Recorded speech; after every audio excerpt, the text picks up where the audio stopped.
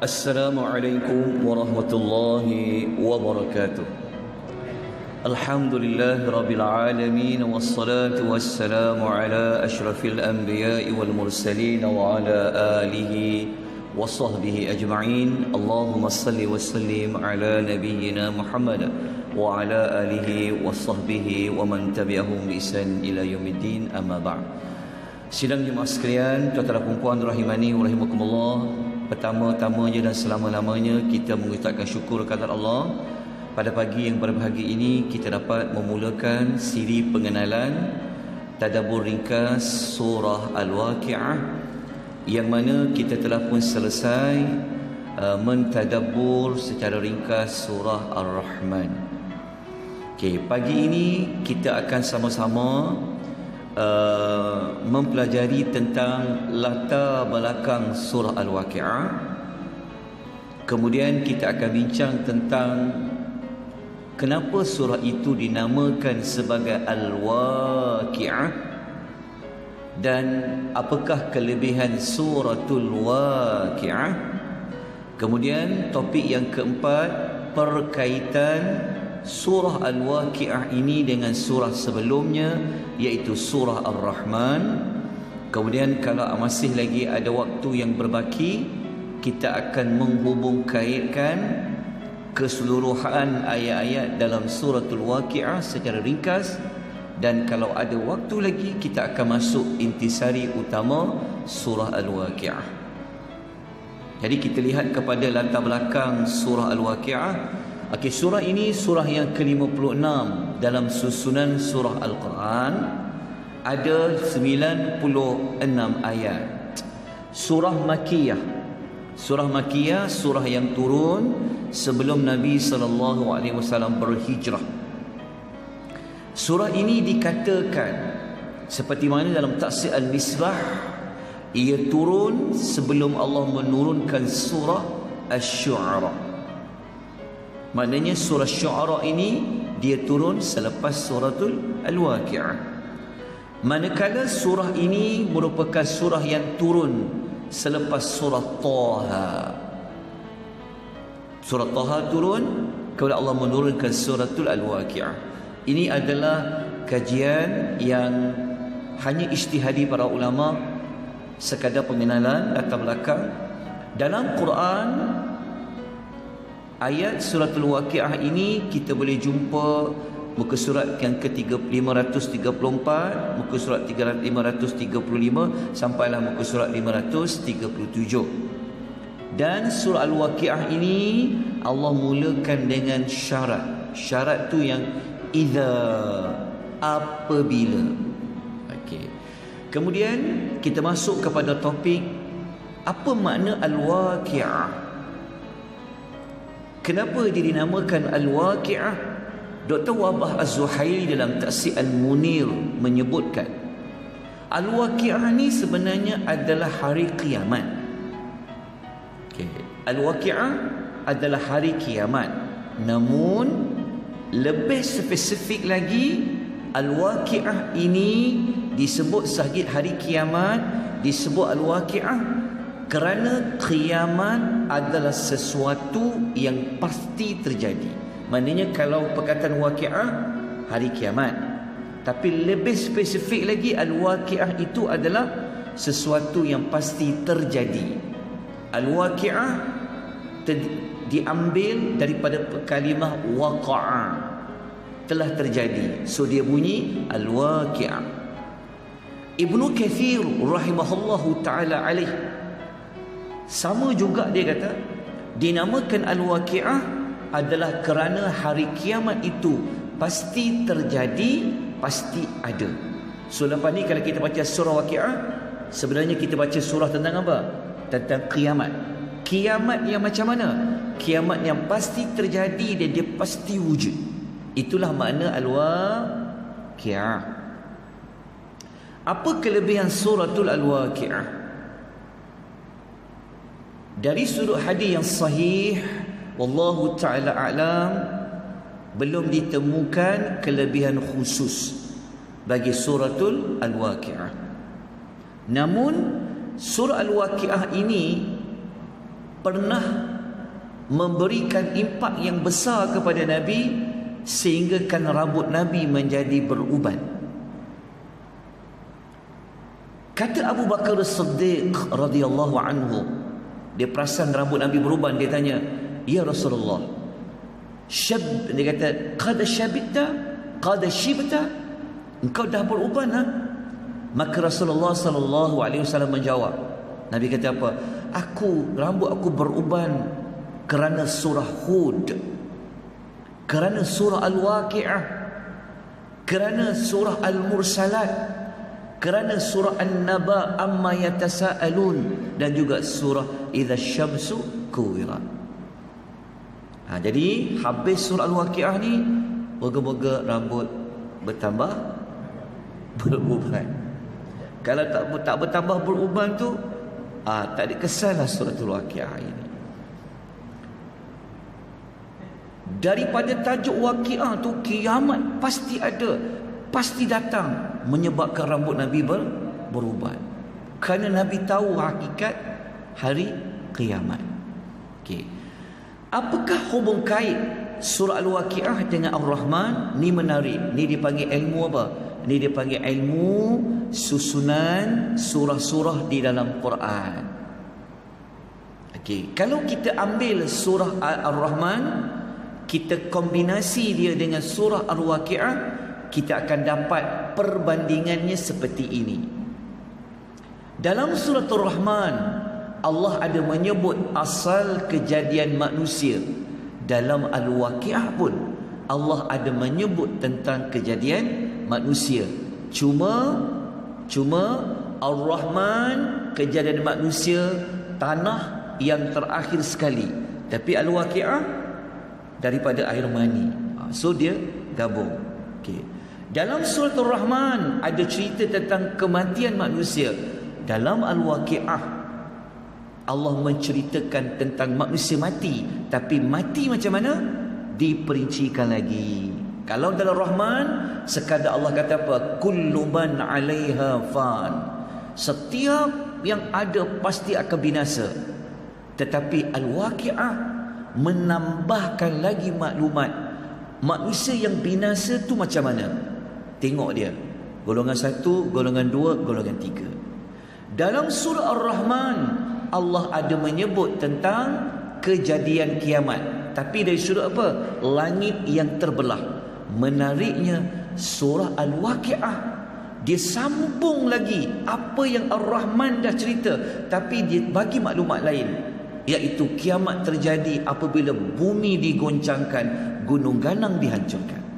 Jadi tuan-tuan dapati, rupa-rupanya surah dalam Quran ni dia bukan macam ni surah lain, ni surah lain. Memang dia surah lain, tetapi dia seperti pas baton. Okey, Ar-Rahman kata Waqi'ah, kau sambung. Macam tu. Sampailah surah yang hujung tadi. Daripada Fatihah sampai hujung. Dalam Ar-Rahman ada menyebut tentang neraka. Surah Al-Waqi'ah Allah menspesifikkan siapa yang dapat neraka dekat surah Ar-Rahman tu. Al-Waqi'ah kata ia adalah golongan kiri. Okey, nampak dia punya penambahan maklumat tu. Dalam surah Ar-Rahman Allah ada menyebut tentang nikmat syurga. Ada kelas yang pertama, ada kelas yang kedua. Tetapi surah Ar-Rahman tidak menceritakan siapa yang dapat kelas pertama tu. Al-Waqi'ah kata apa? Biar saya yang cerita. Siapa dia? Golongan As-Sabiqun. Ar-Rahman cerita ada kelas syurga yang second class. Al-Waqi'ah kata apa? Biar saya yang akan ceritakan siapa golongan kelas kedua itu. Ashabul Yamin. Nampak tak? Dia punya susunan surah tu rupa-rupanya ada maklumat yang kita tak boleh tinggalkan.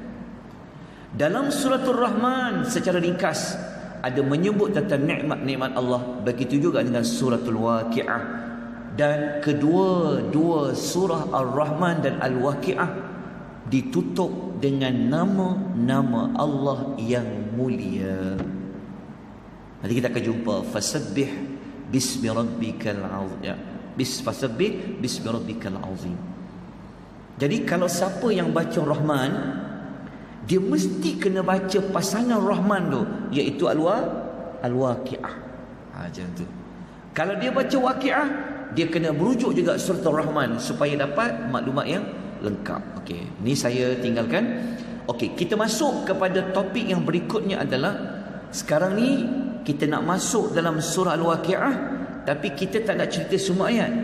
Kita nak ambil pembahagian segmen dia, segmentasi ayat tu. Okey, saya pecahkan pada 3 ya. Kita akan tengok permulaan Al-Waqi'ah, tengah-tengah Waqi'ah, hujung Al-Waqi'ah. Okey. Permulaan suratul Waqi'ah, permulaan dia, pembukaan dia, Allah cerita tentang hari kiamat itu pasti akan berlaku.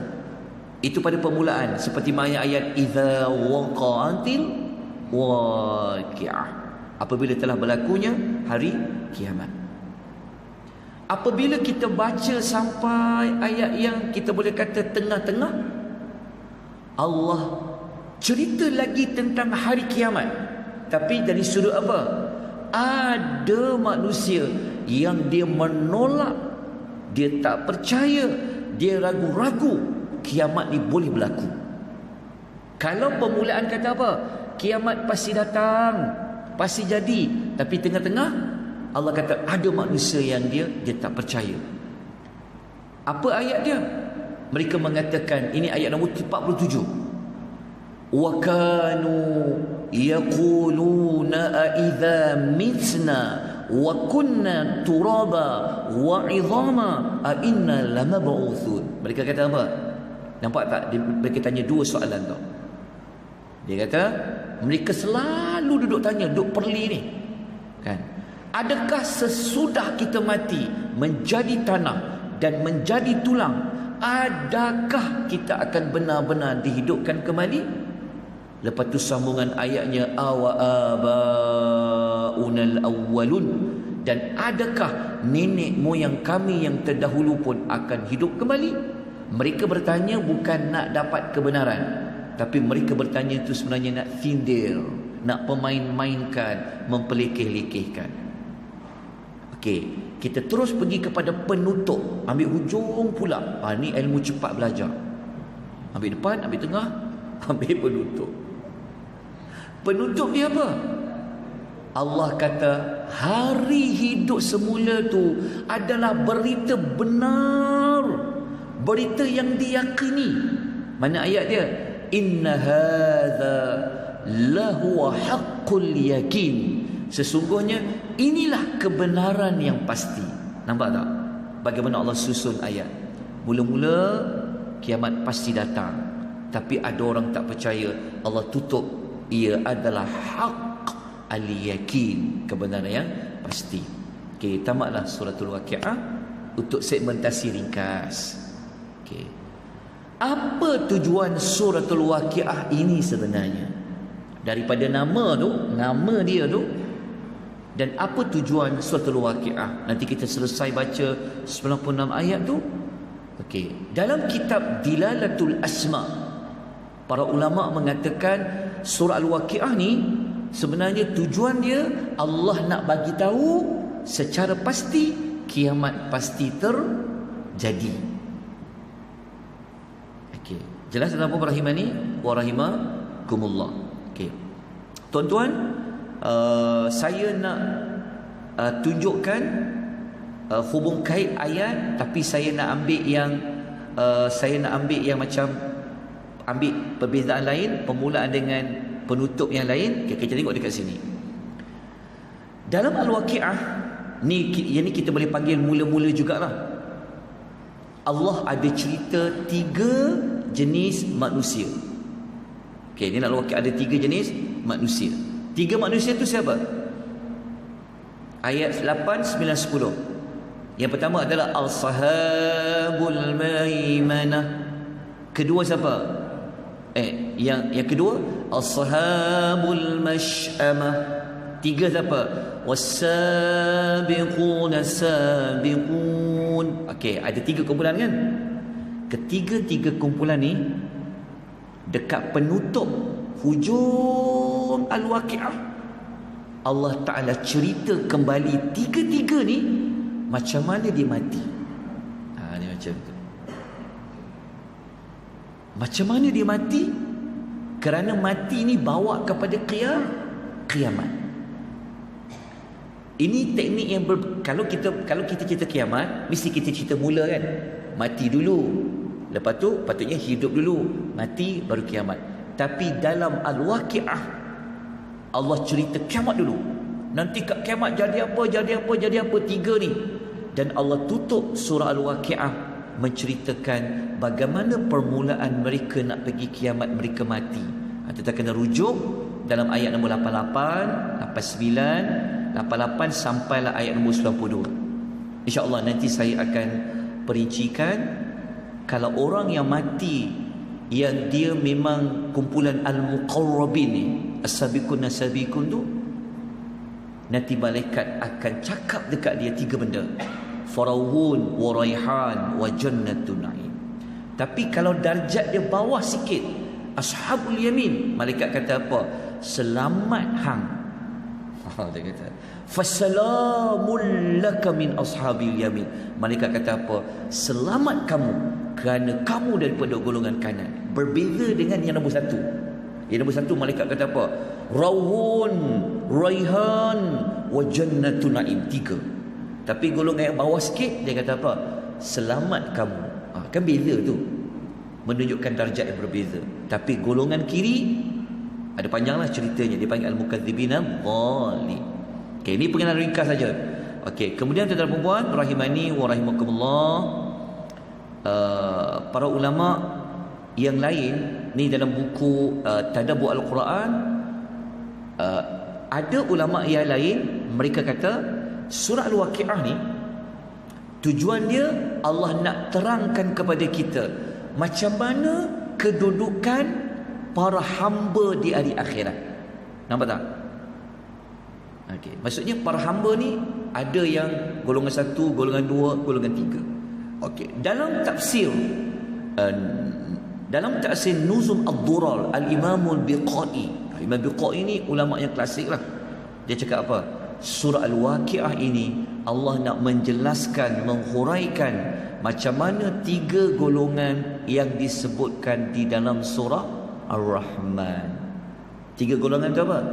Yang masuk syurga kelas 1, kelas 2 yang masuk neraka. Baik, habis tujuan surah Al-Waqi'ah. Jelas tuan-tuan? So selama ni baca Al-Waqi'ah nak cari apa? Kenapa baca Waqi'ah? Moga-moga lagi baca Waqi'ah lagi menjadi manusia yang nak masuk kumpulan-kumpulan yang terbaik. Baik, ada waktu lagi dalam 2 minit kita masuk kepada intisari utama suratul Waqi'ah. Mudah saja, surah Waqi'ah ni sebab dia adalah surah Makkiyah, maka mesti dalam ayat-ayat itu menceritakan tentang rukun iman. Cerita tentang rukun iman. Rukun iman yang Allah selalu ulang dalam Quran ada 3. Tentang Allah, tentang Rasul, tentang hari kiamat. Tapi Al-Waqi'ah, beriman kepada hari kiamat tu lebih mendominasi bagi ketiga-tiga tajuk ini. Okey, nanti kita akan pelajari daripada satu ayat ke satu ayat. Selesailah tuan-tuan dan puan-puan rahimani wa rahimakumullah untuk siri pengenalan tadabbur surah Al-Waqi'ah. Kita habis awal beberapa saat pada pagi ini. InsyaAllah nota paling awal minggu depan lah. InsyaAllah. InsyaAllah bagi saya sedikit ruang untuk mengemaskinikan. Kita sudahi pengisian kita. Moga-moga pada pagi ini kita dapat sesuatu, kita lebih jelas tentang isi kandungan suratul Al-Waqi'ah. Kemudian kita sama-sama memohon hidayah taufik daripada Allah supaya Allah bawa kita untuk kita selalu dapat menghadiri kelas-kelas tadabbur. Kalau tak secara langsung, boleh ikuti secara rakaman di TV, channel TV At-Taqwa, ada di dalam YouTube. Aqulu qawli hadza wa astaghfirullahal azim wa billahi taufiq wal hidayah. Wassalamu alaikum warahmatullahi wabarakatuh. Subhanakallahumma bihamdika asyhadu an la ilaha illa anta astaghfiruka wa atubu ilaik. Wal 'asri innal insana lafi khusr wa tawassaw bil haqq wa tawassaw bis sabr.